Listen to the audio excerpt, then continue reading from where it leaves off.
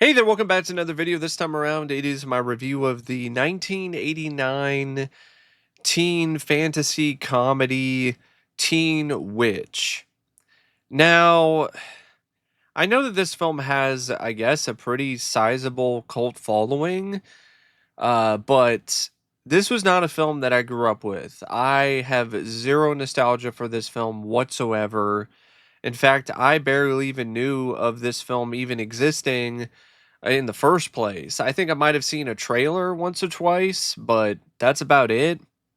And I don't mind some campy B movie fun. I mean, I grew up watching both Teen Wolf films on VHS, not just the first one, but also Teen Wolf 2 and other weird campy films like Dr. Jekyll and Miss Hyde. So I can see, the appeal for something like this, but I gotta be honest here. I thought this really wasn't that great. I don't necessarily feel that this was a bad film by any means, but it to me it wasn't anywhere near as entertaining or as fun to watch as other people have made it out to be. But that's just my personal take on it. And before I go any further sharing my thoughts on Teen Witch, I would like to give a special shout out yet again to Andrew for requesting another review.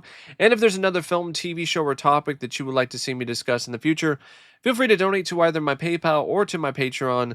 A link to both is in the video description down below. And I will try to get your request as soon as I possibly can. Now, Teen Witch is directed by Dorian Walker, and prior to Teen Witch, he did a film called Making the Grade, which I felt was pretty mediocre. And I feel his direction in this is pretty much more of the same when it comes to what he did in that film. There's honestly a reason why he didn't do a whole lot after this. He did some like direct to video stuff and like little shorts, but he didn't really do anything that substantial when it comes to directing because he's really not that great of a director. Like he's at best a average run of the mill music video director.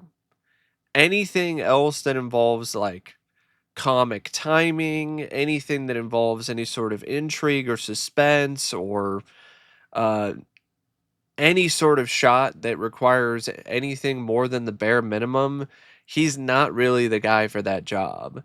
So what you get is just a very almost a TV movie of the week level quality of direction in terms of the framing and the shot selection and pans and the zooms and different angles that are employed, if there even are different angles. For a film that had such a bubbly and precocious cast for the most part, the direction really doesn't match their energy, except maybe during some of the musical numbers. But other than that, like it is something where the energy just isn't quite there most of the time. Now, Teen Witch is written by the duo of Robin Menken and Vernon Zimmerman. And the whole entire project started out as another Teen Wolf film. And it really does show. But they decided last minute, okay, that's not going to work. Probably because Teen Wolf 2 did so bad financially and critically that they were like, yeah, I don't think people want any more Teen Wolf. So the producers were like, all right, let's change it up. Let's make it into a Teen Witch instead. And what you get is just a really lazy script that has a lot of uninspired elements and a lot of things that are just very half-assedly thought out. And you could really see the origins of it being a Teen Wolf kind of movie, but then they just changed some things up. Instead of it being a 16-year-old man who, once he becomes of age, he becomes a werewolf and gets werewolf powers, and he's really good at sports. Now it's a teenage girl who, once she becomes of a certain age, she gets witch powers, and then uses those powers to, get various different things and take part in a teenage girl wish fulfillment fantasy. Uh, that's basically what you really get in terms of the script. You don't even get the lineage stuff either, like in Teen Wolf, which I thought was interesting, but you didn't get any of that. It's just instead, Louise is a part of a long history of witches, and she was reincarnated. And you get some of the stuff with her and Serena and how the two of them also had a past together. None of that is really explored in depth, but it's mentioned in passing a few times. And of course, there's the typical sort of stuff with the lead, Louise, being another shy teen, a shy teenage girl who's picked on and bullied at school, who's struggling to fit in, and she gets these powers and then uses them to get revenge and also get what she wants. But the way that things are written in terms of that core plot, it's so chock full of cliches that it becomes incredibly predictable, and then on top of that, it's just not really that satisfying or fun. I see a lot of people talk about how fun and entertaining this movie is, and I'm like, I thought this was boring for the most part, because there's really not a lot that she does with her powers. She does a lot of lame things with her powers.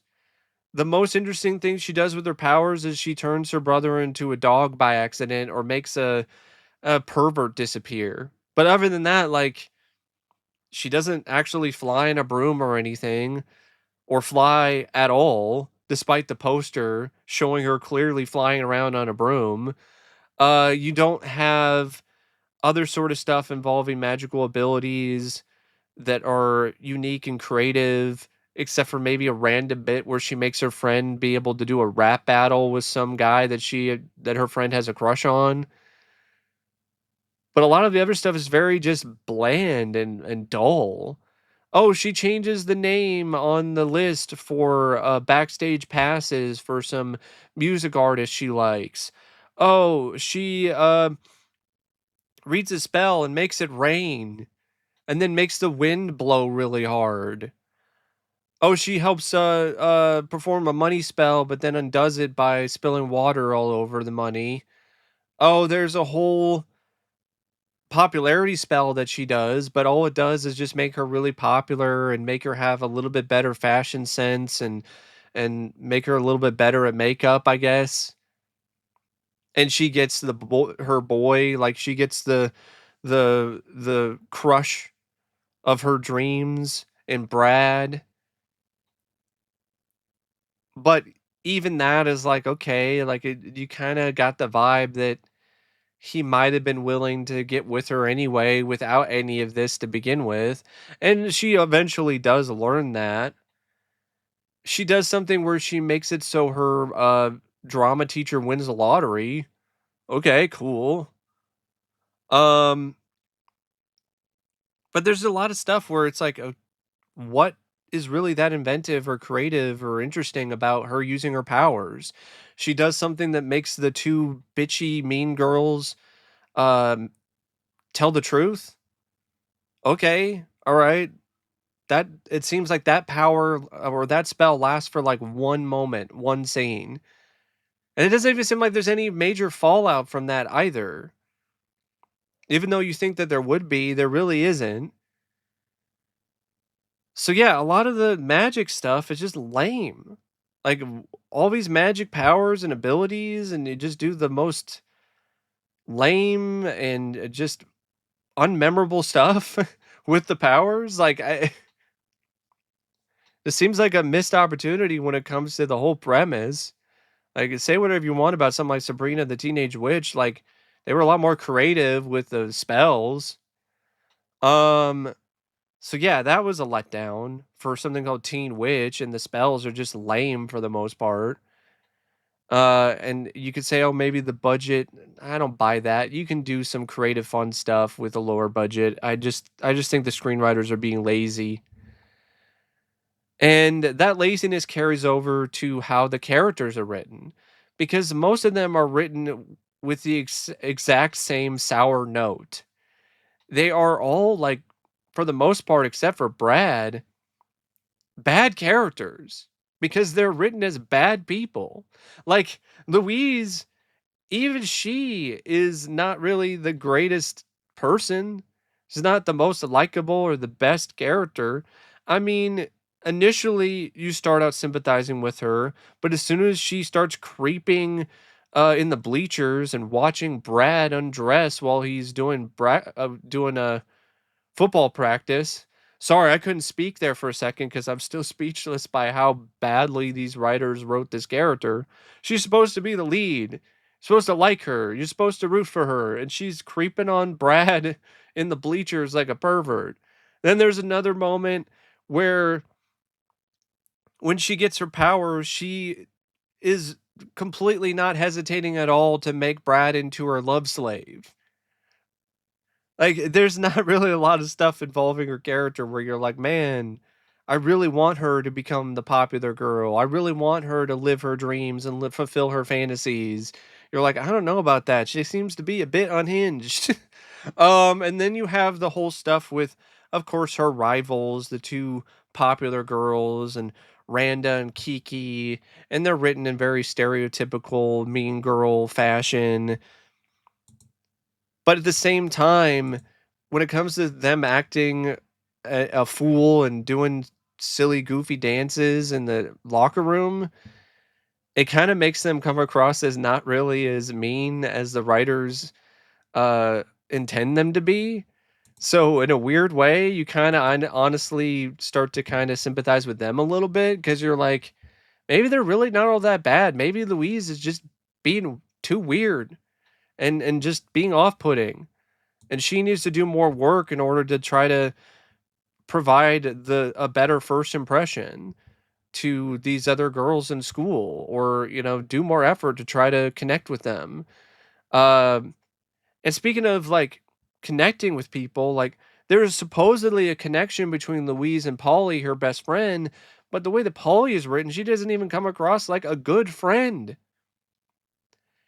On the night of Louise's 16th birthday, Paulie is calling from a payphone telling her that, yeah, I was on the way to pick up your birthday present, and I found out that Randa is having a party tonight and everyone's invited. It's like birthday on Elm Street. And I'm like, it's not really. And if it was, you're not making this nightmare any better for your supposed best friend. Like, you're not there at the party yet, and you haven't even got her gift yet. Like, what kind of best friend waits till the night of their friend's birthday to get their present? So, she's not written very well, even though she's supposed to be a best friend. And then when Louise becomes popular because of the spell, Polly wants nothing to do with her, even when Louise is trying to make Polly a part of her new life. So Polly just comes across as selfish and unlikable. And the teachers, they're cartoonishly bad and evil in ways that you're like, come on, like the what is it, the history teacher or the English teacher? I forgot exactly who it was, but he's the kind of villain that you would expect in a cartoon, not in a live action film. But there's a lot of elements of this that are pretty cartoonish, to be honest. So maybe that was the point. But still, it's like there's nothing interesting about this character then because there's no nuance to him. He's just one note cartoon evil. Like he's even going as far as making a spectacle out of Louise's birth control pills and going through her purse in front of everybody in the class. The sex ed teacher isn't much better. And you have other characters like the nerds who are supposedly a part of the same clique as Louise and Polly, but they're honestly either perverts or just mean. And even Louise's mentor in this, in Madame Serena, she's not a good character either. She's enabling the 16-year-old and giving her all these powers and letting her perform all these powerful spells, and is going along with her plan of revenge and is even encouraging it. So she's encouraging a 16-year-old who's just now coming into her own with her witch abilities and her powers, and just be like, "Yeah, you do anything. You do whatever you want." It's like, what? Oh, but there's a scene at the end where she says, "Oh, the power was within you all along, and as long as you believe in yourself, you can do anything." And I'm like, "Okay, yeah, but that doesn't change the way the character is written every other time before that particular point." The only character that is all at all written in a way that is actually likable and makes them feel like somebody that you actually do connect with more is Brad, surprisingly enough. The hunky jock. He's not written in a stereotypical fashion where he's just a jerk off. Like, he's actually written as a nice guy. So when he's getting involved with Louise and he gets with Louise at the end, because of the way he's written and the way everyone else is written, including Louise, you're like, man, you deserve better, bro. So yeah, the characters, they suck for the most part. Louise's brother's another one, Richie. Louise calls him a dog at one point. She's not really wrong. He's a little shit. And her parents don't really seem to be that I don't know, don't seem to be that connected with her or that approving of her, and seem to be a little unnecessarily demanding in some ways and limiting. So there's a lot of stuff where you're like, where are these likable, engaging characters for a supposedly fun, lighthearted teen comedy that's just really entertaining? I didn't find it to be that entertaining because I couldn't get into the characters most of the time, except for Brad. And like I said, the witch stuff isn't really that creative or interesting or fun, so that doesn't really help. And then by the end of the film, everything just feels like there's way too many loose ends as well. Okay, she undoes the spells by throwing the necklace to the floor. We never see the spells actually get undone. There's no visual effect, there's no nothing that happens. She goes to the party or the dance at the end, and people are still carrying her around on their shoulders like she's still the popular girl. She still gets the guy at the end. It doesn't seem like she did anything to, you know, uh, get back onto his good graces or win him over except for her just being there. There's no resolution between her and her former best friend, Polly. There's no comeuppance for the teachers.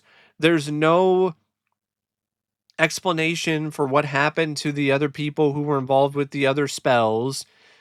There's no moment where you see, for instance, David reappear after being sent to some kind of dimension after Louise told him to go away.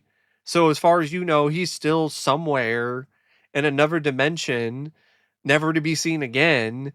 So there's a lot of this stuff where you're like, okay, like what is going on with this ending? It just feels like the writers just decided, nah, all right, it's over. At the end, didn't put any effort into the ending whatsoever. And another thing about this script that's not really that great is the fact that it fails to be consistently engaging or interesting because there's no real antagonist. You think that there's going to be one with the popular girls, but that's taken care of rather quickly. So, honestly, the only antagonist you could think of is maybe just Louise's selfishness. That's it. Because other than that, there really isn't a real antagonist.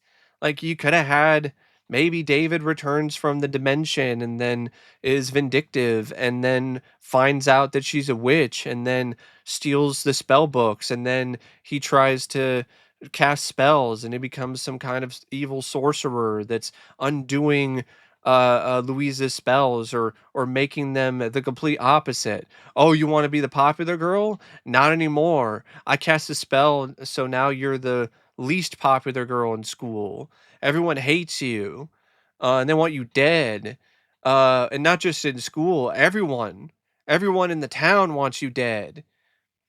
And so she's got to try to battle him and undo his spells and also try to find a way to still get the guy at the end. Something like that. That would have been a lot more interesting and compelling and add some much needed tension to the overall story. Really? This is what is such a entertaining, fun classic? Maybe it's nostalgia, maybe it's you had to be there, you had to have grown up with it or something. Because I just didn't get it. Like, definitely not with the script. I mean, the musical numbers, they suck ass. These musical numbers are really bad. The raps are cringe inducing beyond belief. They physically hurt to sit through. The other songs really aren't that much better. So I understand why any of that is considered to be a massive positive. The witch stuff, like I said, is mostly lame and boring. Oh, voodoo doll, haha. Well, I haven't seen that before a million times. Or, oh, she makes it rain, then she makes the wind blow really hard. Oh, she becomes a popular girl, okay, but everyone loves her, but then it gets a little over the top, but not that over the top. Like, they didn't go farther with that. And you think they would have, but they didn't. And there's just a lot of stuff in this that is just lackluster and lame when it comes to the script. The message of it is kind of conflicted and sort of confusing. The heart would have worked better if you had better characters. It's just one of those films that, in my opinion, other than a few charming bits when it comes to this script, it's pretty poor when it comes to this screenplay. Now, as weak as the script is, I think the cast is genuinely trying to elevate it as high as they possibly can. Robyn Lively, no pun intended, delivers a very lively, energetic, and fun performance as Louise.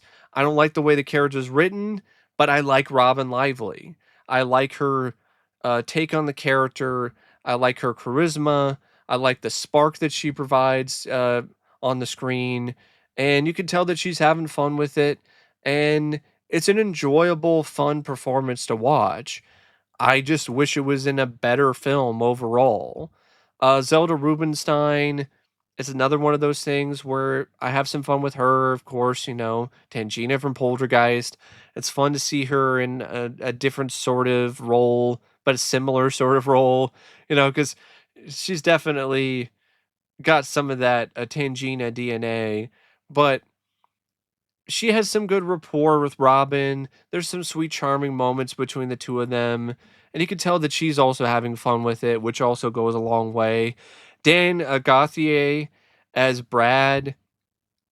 There are some moments where his line delivery is a bit stiff, but he still, in my opinion, did a pretty good job playing a surprisingly likable jock. And you have like Dick Sargent who plays Louise's father, and Marsha Wallace who plays um, Miss Malloy, who is the drama teacher. Karen Kay who plays Louise's mother. You've got the actor who was in Near Dark. He played the kid. Joshua John Miller. He plays uh Louise's brother. And you have some other actors too, like Lisa Fuller, who plays Randa, who you might recognize. She was in the Monster Squad. She was, I think, Patrick. I think she was Patrick's sister.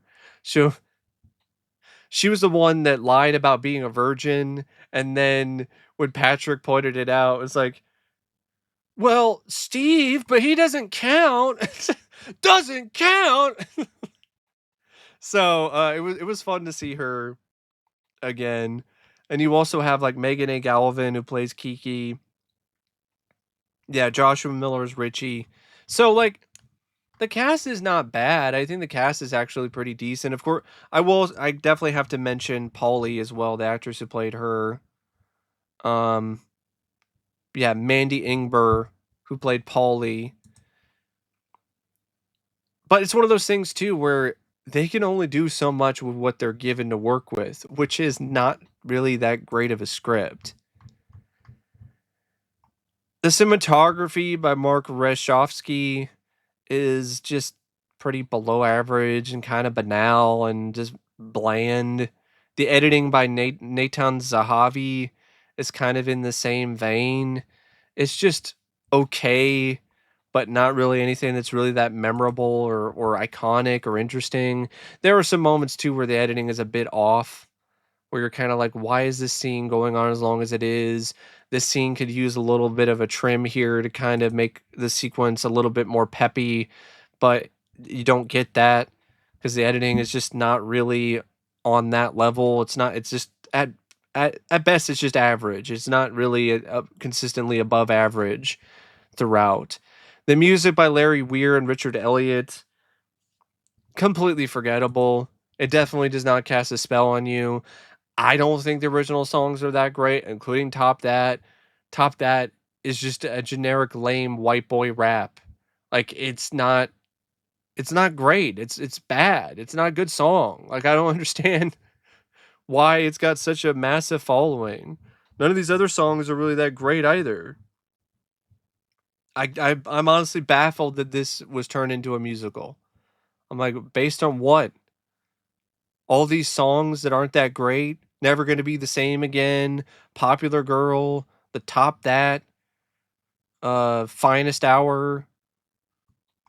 Like they all sound generic. Like the songs are generic or just hard to listen to because of the cringe rapping. But yeah, I mean, it's not the worst way to spend an hour and a half, to be fair.